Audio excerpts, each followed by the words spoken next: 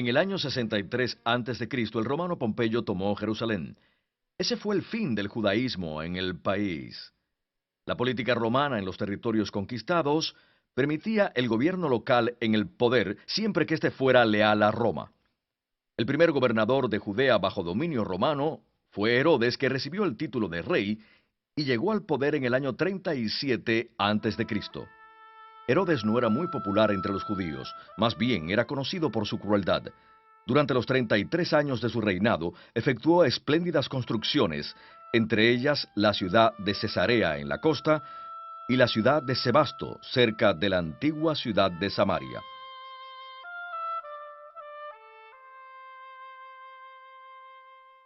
Herodes le dedicó ambas ciudades al emperador Augusto. Construyó además muchas fortalezas en lugares estratégicos en todo el país. Entre ellas se encontraban los fuertes de Masada, Herodión y la fortaleza de Maqueronte, donde más tarde Juan el Bautista sería encarcelado antes de ser asesinado por Antipas, el hijo de Herodes. El más grande proyecto de construcción efectuado por Herodes fue la reconstrucción del Templo de Jerusalén, pues duplicó el tamaño de la plataforma donde aún estaba el antiguo templo y protegió el lado noroccidental de la plataforma con una fortaleza. Era allí donde el gobernador romano solía residir cuando subía de su residencia en Cesarea a Jerusalén. Tal vez fue aquí, en la llamada fortaleza de Antonia, donde Jesús compareció ante Poncio Pilato, el gobernador romano. Cuando Pablo fue arrestado, según Hechos 21, lo llevaron del templo a la fortaleza por unas escaleras. Desde allí habló a la multitud enfurecida que estaba abajo. El templo de Jerusalén era bastante concurrido. Lo visitaban miles de judíos diariamente. Entre las muchas actividades estaban no solo los sacrificios de animales y las rutinarias ofrendas diarias, sino los sacrificios especiales que muchos hacían como acción de gracias en cumplimiento de un voto nazareo por haber sido sanados de alguna enfermedad y muchas otras razones. Debido a que el templo era un sitio santo, había ciertas personas que no podían entrar, entre ellas los no judíos y las personas con ciertas enfermedades o defectos físicos. En Hechos capítulo 3 se narra la curación de un hombre que era minusválido. Antes de ser sanado, acostumbraba a sentarse todos los días a la entrada del templo lo más cerca posible, pero nunca se le permitió entrar. El gran patio que rodeaba el complejo del templo cumplía diferentes funciones. Allí podía encontrarse a los maestros de la ley con sus discípulos, y había también mesas y mostradores donde los viajeros podían comprar animales para sacrificarlos, además de cambiar el dinero de su ciudad natal por monedas aceptadas en el templo. En 13 lugares alrededor del templo había grandes cofres en forma de cuerno de carnero, en los cuales la gente podía depositar sus ofrendas y donativos para el templo. Fue en uno de ellos donde la viuda pobre echó sus 2 pequeñas monedas de cobre.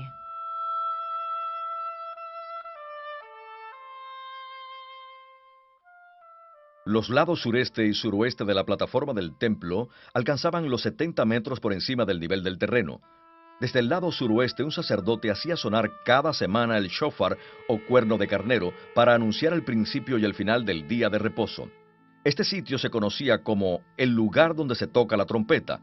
Tal vez fue también conocido como el pináculo del templo. El complejo del templo estaba controlado por el sumo sacerdote y los saduceos que eran de su partido. Al ayudante del sumo sacerdote lo llamaban segán, y una de sus obligaciones era la vigilancia del templo.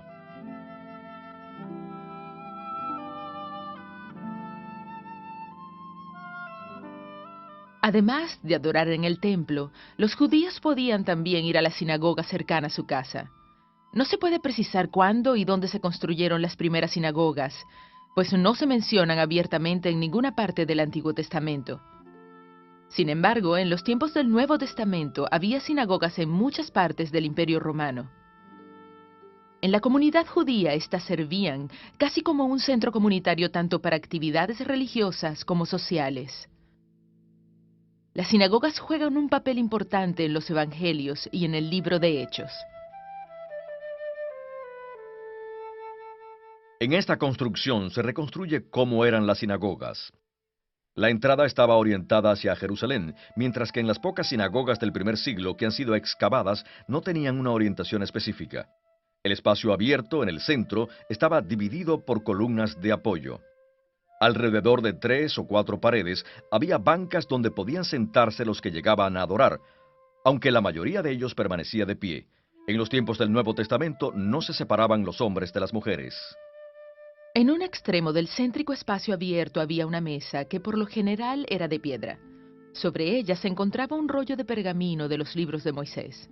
La lectura de las Escrituras era la actividad principal en la sinagoga del primer siglo. El día de reposo se hacía una lectura de los escritos de Moisés. A esta le seguía la lectura de un segundo rollo con los escritos de los profetas. A cualquier judío varón podía pedírsele hacer la lectura. Es posible que en los días de Jesús la lectura se haya hecho siguiendo una lista establecida, aunque todavía era común que el lector escogiera el pasaje que quisiera leer. La práctica generalizada era que quien leía las Escrituras debía permanecer de pie. Si acaso quería agregar a su lectura algunas palabras de exhortación, lo hacía sentado. El rey Herodes murió el año 4 a.C., y los romanos dividieron su reino entre sus 3 hijos. Arquelao recibió el título de etnarca o líder de la gente de la región de Judea. A sus 2 hermanos, Antipas y Felipe, se les dieron territorios al norte y al este del país, y se les llamó tetrarcas, que significa gobernantes de la 4ª parte del país. En el año 6 después de Cristo, la población de Judea estaba harta de la crueldad de Arquelao, por lo que una delegación fue a Roma a pedir que se les retirara del cargo, y los retiraron, pero en su lugar enviaron a un romano con el título de gobernador, y además hicieron de Judea una provincia de Roma. El gobernador de Judea más famoso fue Poncio Pilato, que gobernó durante los años 26 al 36 después de Cristo. Con el tiempo los gobernadores se fueron convirtiendo en tiranos, hasta que en el año 66 los judíos se rebelaron contra el gobierno romano. Esta rebelión duró 4 años, y a fines del verano del año 70 los romanos tomaron la ciudad de Jerusalén, destruyeron el templo y a muchos judíos se los llevaron lejos de su tierra como esclavos.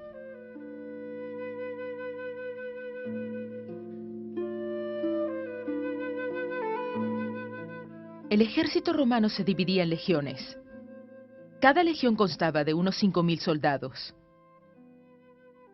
En el tiempo del Nuevo Testamento había 4 legiones ubicadas en la provincia de Siria, de la cual Judea era parte. Cada legión estaba dividida en 10 cohortes, y cada cohorte tenía 6 centurias, de 80 hombres cada una. El jefe de una centuria se llamaba centurión. Algunos centuriones se mencionan en el Nuevo Testamento. El ejército romano podía usar su autoridad para hacer que una persona común prestara servicio de manera temporal. Este es el antecedente del dicho de Jesús: si alguien te obliga a ir 1 milla, anda con él 2 millas. Los soldados romanos ejercieron esta autoridad cuando obligaron a Simón de Cirene a cargar la cruz de Jesús hasta el lugar de su ejecución.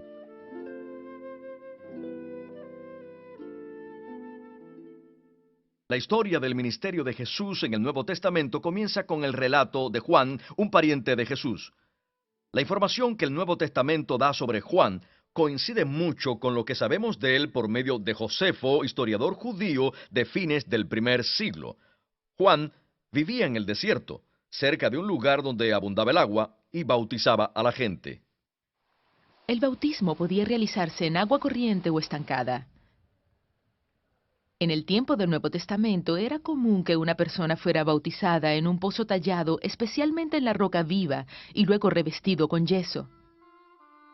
A esta clase de pozos se les llamaba mikveh. La práctica normal era que quien iba a bautizarse entrara al agua y se sumergiera en ella hasta quedar totalmente inmerso.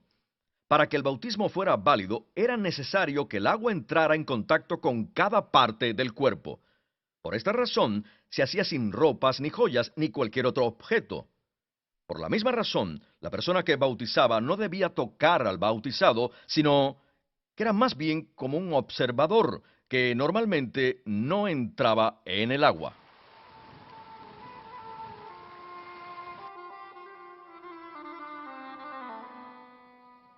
El ministerio de Jesús comenzó en la región norte de la tetrarquía gobernada por Felipe. Gran parte de lo que narran los evangelios se ubica en la región de Galilea, específicamente alrededor del lago conocido como Mar de Galilea, que en hebreo se llama Kinneret. A este lago lo alimenta el río Jordán, que fluye desde su origen en el norte, cerca del monte Hermón. El río abandona el lago y corre hacia el sur hasta llegar al Mar Muerto. Este lago se encuentra a más de 200 metros bajo el nivel del mar y 3 de sus lados están rodeados de colinas. En los evangelios casi todos los sucesos cerca del lago tienen lugar en su extremo norte. Todos los desplazamientos de Jesús sobre el lago ocurren aproximadamente en un eje este-oeste. Cuando en el Nuevo Testamento se dice que Jesús cruzó en una barca, por lo general significa que atravesó el lado noreste o noroeste del lago, no que lo cruzó de lado a lado. Debido a la poca elevación del mar de Galilea y otros factores geofísicos, predomina sobre el lago un viento constante que cobra más fuerza aproximadamente a media tarde cuando sopla de oeste a este, el cual levanta grandes olas en el lado oriental. Este viento por lo general disminuye al anochecer y puede cambiar de dirección durante la noche, mientras que ya no sopla tan fuerte. En los meses de invierno, la región de Galilea y el resto del país son objeto de tormentas que vienen del norte o del noroeste y que pueden ser muy violentas. Una historia que se repite en los 3 evangelios sinópticos habla de lo que pasó cuando Jesús ordenó a unos demonios que entrara en un hato de cerdos. Estos corrieron hacia un despeñadero y cayeron al lago. Pocos lugares coinciden con esta descripción, aunque probablemente esto ocurrió en el lado oriental del lago.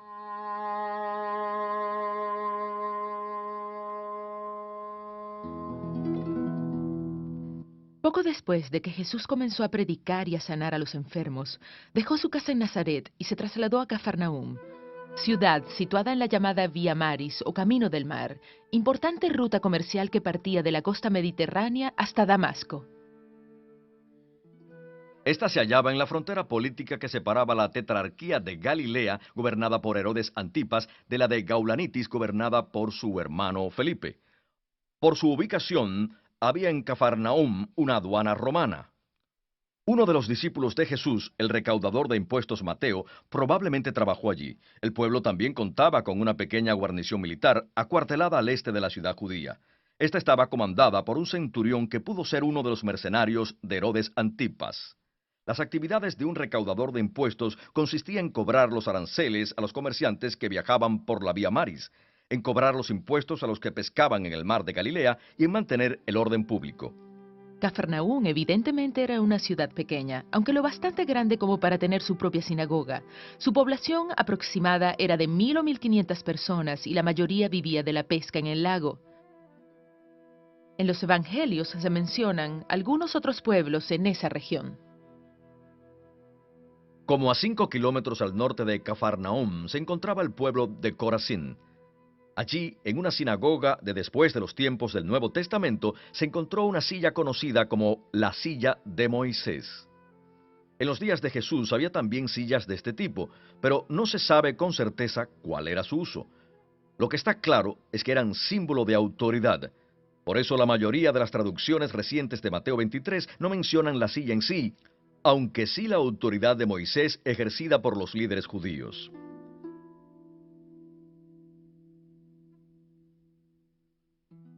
Betsaida fue el hogar de por lo menos 3 de los discípulos de Jesús. Su ubicación exacta es aún desconocida, pero no estaba lejos de Cafarnaúm en la costa norte del lago, y sus pobladores vivían de la pesca como los de Cafarnaúm.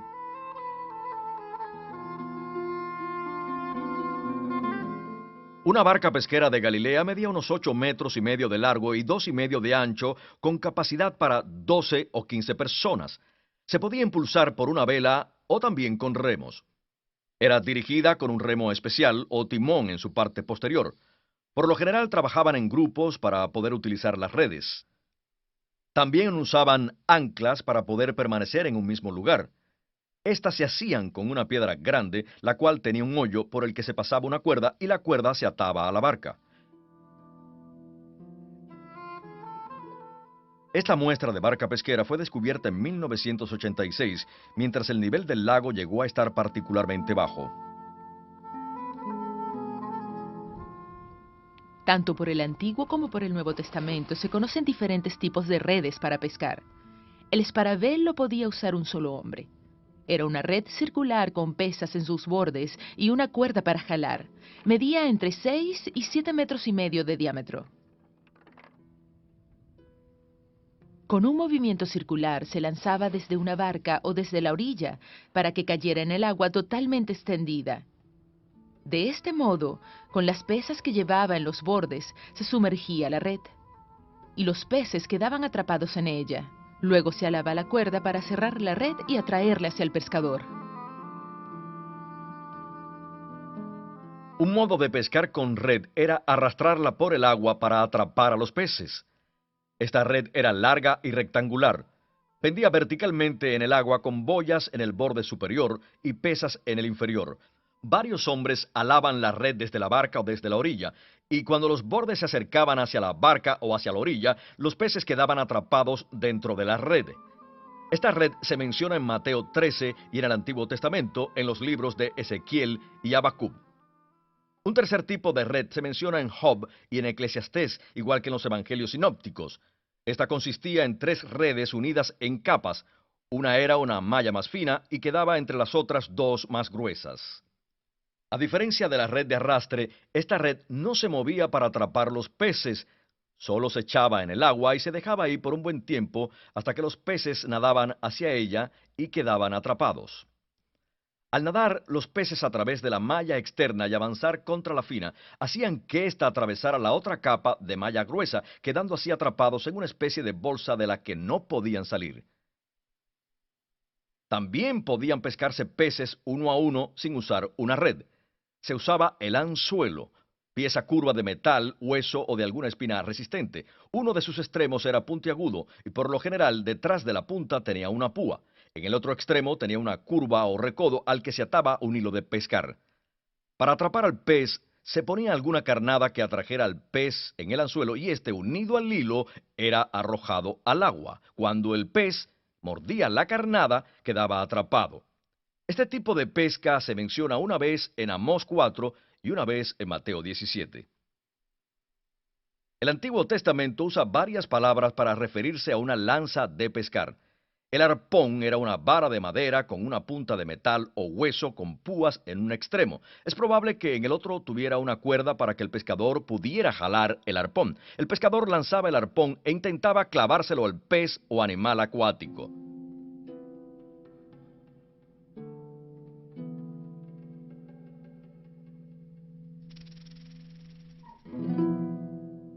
Nazaret, la ciudad donde creció Jesús, se encontraba también en la región de Galilea. Si bien el griego del Nuevo Testamento siempre llama ciudad a Nazaret y nunca aldea, es un hecho que no era un lugar muy importante. Sus pobladores se dedicaban a la agricultura y a los oficios artesanales, uno de los cuales era el trabajo en materiales de construcción como madera y piedra. Según los evangelios, este era el oficio de José y tal vez también el de Jesús. Séforis, una ciudad importante de Galilea, se encontraba cerca de Nazaret. Después de que esta ciudad fue destruida, Herodes Antipas decidió reconstruirla en el año 3 a.C. Posiblemente José habrá optado por llevar a María y a Jesús a vivir cerca de esta potencial fuente de trabajo. La región de Galilea estaba dividida en la Alta y la Baja Galilea. La Alta Galilea incluía la ciudad de Paneas, también llamada Cesarea de Filipo. Felipe, hijo de Herodes el Grande, la hizo capital de su tetrarquía y la nombró así en honor al emperador romano. Cesarea se encontraba al pie del monte Hermón, que puede haber sido el monte alto en donde Jesús se transfiguró. Aquí también nace el río Jordán. La región de Galilea estaba separada de Judea al sur por Samaria. Debido a que los judíos y los samaritanos no tenían buenas relaciones, cuando los judíos viajaban entre Galilea y Judea, por lo general seguían el camino real al este del río Jordán.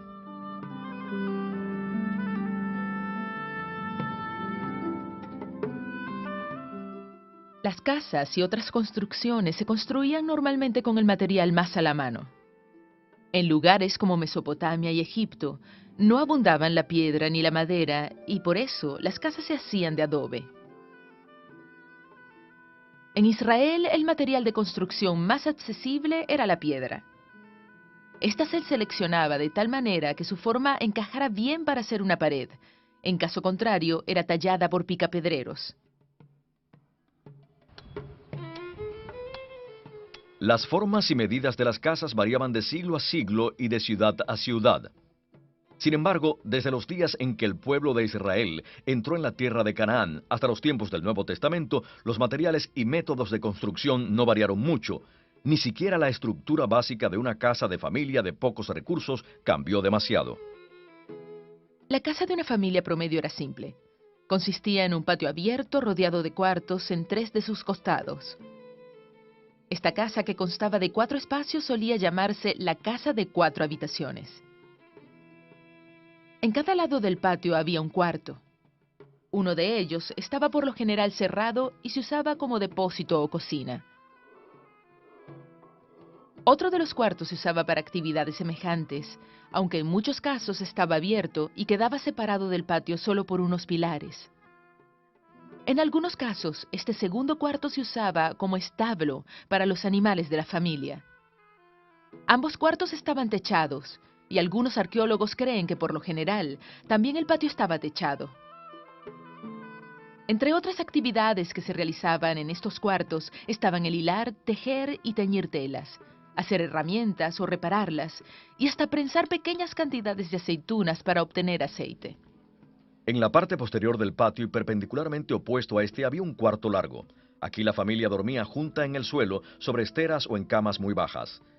Cuando aquel hombre en la parábola de Jesús dice, «Estoy en cama con mis hijos», se entiende que estaba durmiendo en ese cuarto común, donde también comía la familia.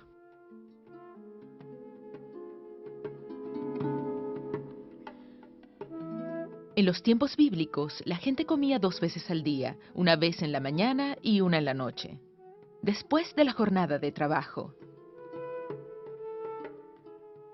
La comida se servía en platos grandes, sobre un tapete en el suelo, y los comensales se sentaban alrededor de él. Hay además referencias en la Biblia de gente sentada a la mesa para comer, en su mayoría, gente adinerada. La palabra hebrea para mesa originalmente se refiere a un tapete de paja o a una piel de animal tendida en el suelo. Aunque hubiera una mesa, esta era simplemente un tapete elevado. La posición para comer alrededor de la mesa era acodarse del lado izquierdo sobre un cojín, con las piernas ligeramente dobladas hacia atrás. En cierta ocasión en que Jesús estaba a la mesa, una mujer se le acercó por detrás y ungió sus pies. Desde esta misma posición, Juan reclinó su cabeza sobre el pecho de Jesús para hablarle. En la parábola de Lázaro y el hombre rico, Jesús dice que Lázaro fue llevado por los ángeles al seno de Abraham. Esto puede referirse a un simbólico banquete mesiánico, donde Lázaro ocupa el lugar de honor a la derecha de Abraham. En los tiempos bíblicos, la gente no usaba cubiertos como tenedores, cucharas o cuchillos para comer. Simplemente usaban las manos. Era práctica común partir un pedazo de pan y remojarlo en algún alimento o usarlo para tomar algún otro alimento. Cuando el proverbio habla del perezoso que pone su mano en el plato pero no se lo lleva a la boca, eso no quiere decir que esté comiendo con las manos, sino que su pereza le impide llevarse el bocado a la boca. Como por lo general la gente metía la mano en el mismo plato de comida, lavarse las manos era una práctica higiénica muy importante. Por eso la ley judía daba gran importancia al lavarse las manos antes de comer. En una casa promedio, la comida se ponía en fuentes o tazones de barro. Las tazas también se hacían de arcilla, pero había familias que llegaban a tener tazas y otros utensilios hechos de piedra, los cuales no se rompían fácilmente y se podían hervir para purificarlos si algo impuro llegaba a tocarlos. Este lujo de tener utensilios de metal o de vidrio solo podía dárselo un rico. Algunas veces se usaban también envases de piedra para almacenar agua. En el relato del Evangelio de Juan acerca de las bodas de Caná, el agua estaba almacenada en grandes recipientes de piedra. Durante el día, el dormitorio comedor se iluminaba solo por la luz que entraba por la puerta o por las pequeñas ventanas, y por la noche se iluminaba con lámparas de aceite que podían ser de diferentes formas. Básicamente, la idea era la de tener una vasija abierta o cerrada con aceite de oliva, donde se colocaba una mecha de tela en el aceite y se encendía para dar luz. Por lo general, las paredes interiores y exteriores de la casa se recubrían con yeso. Esto evitaba que penetraran el aire o la lluvia o algunos insectos y animales pequeños. Aquí podemos ver cómo se construían las paredes. Primero tenían una capa de piedra y después las cubrían con barro, una mezcla de tierra y agua. Por fuera, como recibían el calor del sol, le aplicaban una o dos capas de yeso, el cual era más suave. En algunas casas estas capas de yeso se pintaban o se decoraban. El piso de una casa sencilla era generalmente de tierra apisonada, que por supuesto podía ablandarse debido a que la gente entraba y salía. Cuando la tierra así ablandada no se humedecía ni se volvía a apisonar, creaba una capa de polvo en el piso. En una de sus parábolas Jesús habla de una mujer que perdió una moneda en su casa. Y es que en un piso con tierra suelta fácilmente podía perderse una moneda. Para encontrar su moneda, la mujer tomó una escoba y barrió el piso. Una casa familiar usualmente tenía un piso, aunque algunas veces tenía más de uno. El techo de las casas era plano, y en la parte exterior normalmente había escaleras que conducían a la azotea. Muchas de las actividades se realizaban en la azotea. Allí dormían en tiempos de calor, o almacenaban granos y otros productos, o se sentaban a conversar con el fresco de la tarde. El techo tenía tres capas. Primero se ponían vigas de pared a pared, luego por encima, en forma transversal, ponían palos o cañas, como se ven en este caso, muy unidas unas a otras, como pueden ustedes ver. Encima de eso ponían una capa de tierra, la cual se apisonaba con un pesado rodillo de piedra. Algunas casas cubrían además la tierra con una capa de lajas. Cuando bajaron al hombre del techo de una casa para que Jesús lo sanara en Cafarnaúm, seguramente dañaron bastante el techo y probablemente echaron bastante tierra sobre Jesús y los que allí estaban con él. La capa de tierra sobre el techo era ideal para que las semillas llevadas por el aire cayeran y echaran raíces. Dado que la tierra era poco profunda, el pasto y la cizaña crecían rápidamente. Por la exposición al sol, el pasto pronto se secaba y moría. En algunas partes de la Biblia se compara a las personas malvadas con el pasto en la azotea. Aunque parezcan prosperar, serán juzgadas por Dios. La puerta de la casa era de madera, lo mismo que sus bisagras. Y podía asegurarse de dos maneras. La más común y segura era trancarla por dentro con una barra de madera o de metal. Aunque ya en aquellos tiempos la gente hacía también cerrojos de madera para sus puertas y las llaves podían ser de madera o de metal. Cuando la familia aumentaba, no se construía otra casa, solo se agregaba otro cuarto a la casa existente. Cuando un hijo se casaba, construían uno o dos cuartos más y llevaba a su esposa a vivir con su familia. Con el tiempo, la casa se convertía en un conjunto de varios cuartos pequeños. Una de las parábolas de Jesús comienza por citar Isaías 5, que habla del trabajo que debía hacerse antes de plantar una viña. Para proteger las uvas mientras maduraban en pleno verano, el dueño de la viña construía una torre para observar desde allí su propiedad. Cuando las uvas estaban listas para la cosecha, lo más conveniente era exprimirlas cerca de la viña. Las uvas se pisaban sobre una superficie plana, y de allí el mosto corría hacia una cuba. Para hacer esto había que aplanar la superficie y tallar la cuba en la roca.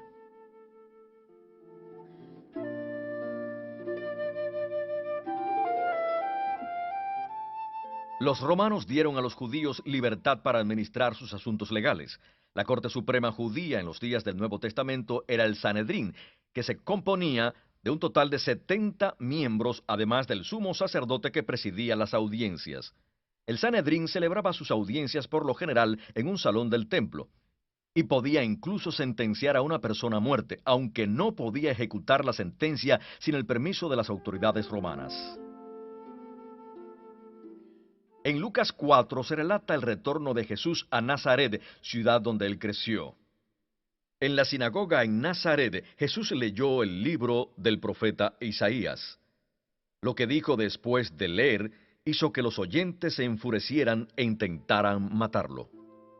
La ley de Moisés estipulaba varias formas de pena de muerte, entre ellas la lapidación. Aún antes de los días del Nuevo Testamento se habían establecido los procedimientos para la ejecución de un convicto por lapidación. Para que la muerte fuera un poco más humanitaria, el reo era lanzado de cabeza desde una altura aproximada a la estatura de 2 hombres, con lo cual debía quedar inconsciente de inmediato.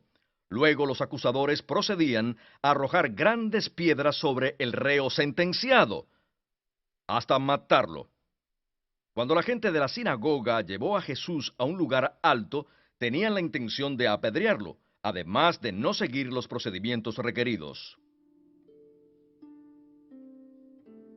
El cuerpo del muerto debía enterrarse antes de caer el sol el mismo día. Hasta el momento del entierro debía ser colgado de un árbol como advertencia contra la maldad. Esto es lo que significa el versículo en Deuteronomio: maldito es aquel que es colgado.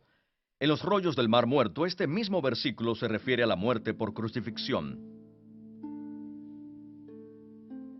La crucifixión era una pena de muerte en la que el acusado era clavado o atado a un árbol o palo, del cual quedaba colgado hasta morir. Era conocida y practicada por muchas culturas, mucho antes de los días del Nuevo Testamento. Tal vez los romanos adoptaron esta práctica de los cartagineses en el norte de África. La ejecución a menudo se realizaba sobre una cruz hecha de madera. El palo vertical se fijaba de forma permanente al suelo, para lo que a veces se usaba un tocón de árbol. El madero horizontal lo llevaba el convicto hasta el lugar de la ejecución. Allí éste era puesto sobre el madero horizontal y clavado a éste por las muñecas. Luego se levantaba el travesaño con la víctima y se unía al palo vertical. A veces este tenía un pequeño punto de apoyo donde el condenado se sentaba. Después se clavaban las piernas unidas o una a cada lado del poste. Esta posición del ejecutado le dificultaba la respiración y el bombeo de la sangre, y normalmente moría por asfixia, aunque podía tardar varios días en morir. La víctima podía aliviar el dolor en la parte superior de su cuerpo, impulsándose hacia arriba con sus piernas, pero si éstas se le fracturaban, moría más rápido. Las fuentes judías hablan de que algunas mujeres de la nobleza en Jerusalén acudían a aliviar a los crucificados. Para disminuir el dolor, les daban una bebida drogada que embotaba los sentidos y disminuía el dolor.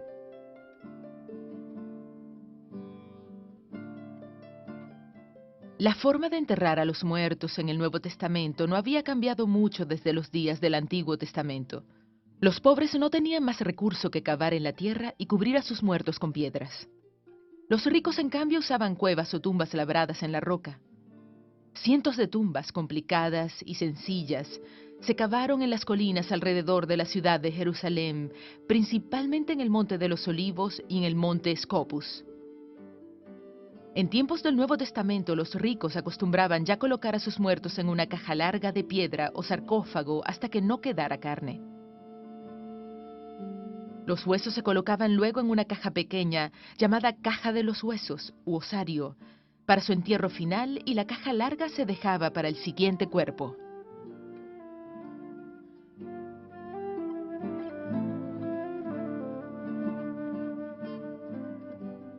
Hombres y mujeres usaban ropas parecidas y sueltas. Como ropa interior usaban una especie de camiseta llamada túnica, la cual podía ser de lana o lino y hasta de cuero. Llegaba hasta debajo de las rodillas y por lo general no tenían mangas. En la época de calor podía ser la única prenda que usaba la gente de menos recursos. Los soldados echaron suerte para ver quién se quedaba con la túnica de Jesús. Sobre la túnica, la gente usaba un manto. A los pobres no siempre les alcanzaba para tener uno. El manto era sostenido por un cinturón largo que se ataba a la cintura y lo mantenía en su lugar, evitando que estorbara. También podía servir como una especie de bolsillo para llevar pequeños objetos. La Biblia usa el cinturón como símbolo de estar preparado. El manto podía también usarse por la noche como cobertor. Por eso, la ley judía ordenaba que éste se le devolviera al dueño antes de la puesta del sol. Los judíos varones a veces usaban una prenda requerida por la ley de Moisés. Era como una manta rectangular que se llevaba al cuello. y en sus 4 esquinas tenía largos hilos o borlas azules, los cuales les recordaban los mandamientos de Dios. En Números 15 el requisito era ponerle borlas a una vestimenta normal, pero con el tiempo la costumbre cambió tanto que se convirtió en una vestimenta más parecida a los chales de otros pueblos. La mujer que sufría de flujo de sangre y que tocó el borde del manto de Jesús, lo que tal vez tocó fue una de estas borlas. Cuando un judío oraba, también ataba una pequeña caja de cuero a su frente y antebrazo. La caja contenía ciertos versos del Pentateuco. Era llamada filacteria o tefilín. Esta práctica era reflejo de una comprensión literal del mandato de Moisés, de atarse los mandamientos de Dios a la frente y al antebrazo. El calzado más común eran las sandalias, las cuales se hacían de un pedazo de cuero grueso o a veces de madera, con tiras de cuero alrededor del tobillo, y no se sujetaban con hebillas, se amarraban. En la cabeza los hombres usaban una especie de turbante, que era un chal largo enredado varias veces alrededor de la cabeza para protegerse del sol. Hasta los días del Nuevo Testamento no se consideraba un deber religioso que el hombre se cubriera la cabeza. Sin embargo, la mujer judía casada debía tener su cabello recogido y cubierto para no parecer atractiva a hombres que no fueran su esposo.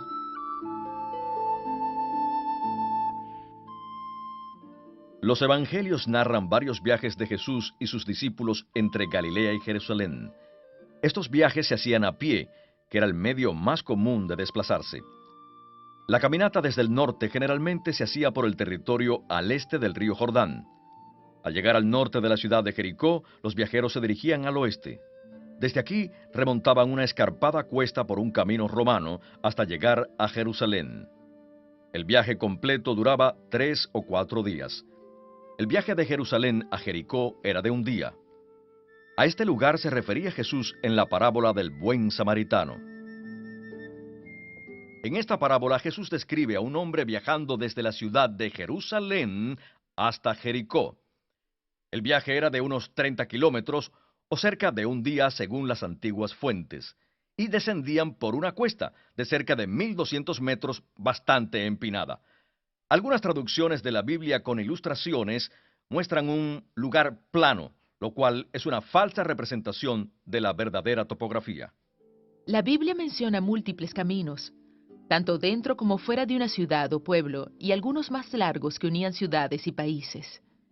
La mayoría de ellos no estaba pavimentada, sino que se había ido formando por el paso constante de gente que viajaba a pie y en carretas tiradas por animales. A veces, dentro de las ciudades y los pueblos había áreas públicas que sí estaban pavimentadas. Los caminos dentro de las villas y pueblos pequeños no eran fruto del trabajo del hombre, no eran construidos ex profeso. Por lo general no estaban pavimentados y eran simplemente producto del espacio vacío entre las viviendas. La mayoría de las vías mencionadas en la Biblia eran vías locales, que para los peatones resultaban relativamente anchas. Estas vías seguían la topografía natural y por lo general no eran transitadas por vehículos. Algunos de los caminos mencionados en el Nuevo Testamento eran vías romanas especialmente pavimentadas con piedra. Este tipo de camino se menciona, por ejemplo, en Marcos 10:46. Aquí vemos restos de un antiguo camino romano que iba de Jerusalén hasta la costa. Las piedras se raspaban para evitar que los caballos y los burros resbalaran.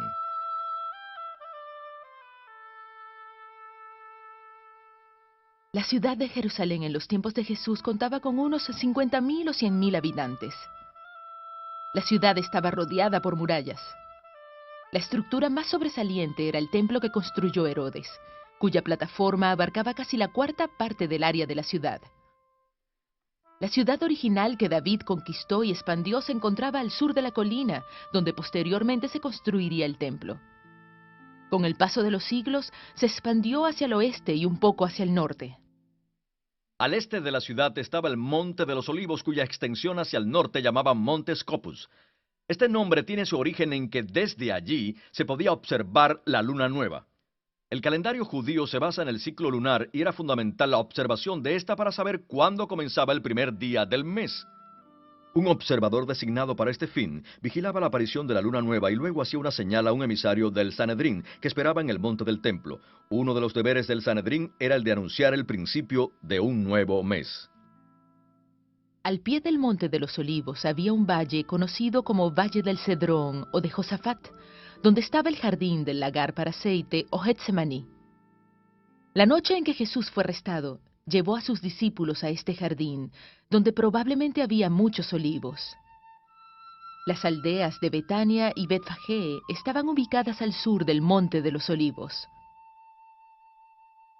Jesús permaneció en casa de sus amigos en Betania una semana antes de ser crucificado. El primer capítulo del libro de los Hechos habla de la ascensión de Jesús al cielo desde el Monte de los Olivos.